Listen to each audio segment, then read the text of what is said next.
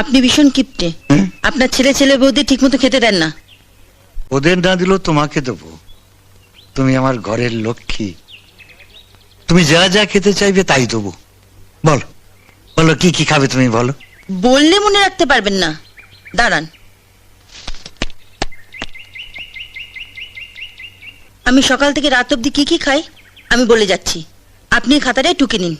না লিখতে হবে না, তুমি বলো, আমার ঠিক মনে থাকবে। বলো। মনে থাকবে না? আমি যা বলছি তাই করুন, লিখুন। আচ্ছা আচ্ছা বলো। ওই ওই বালিশটা দাও না, একটু বালিশটা একটু দাও।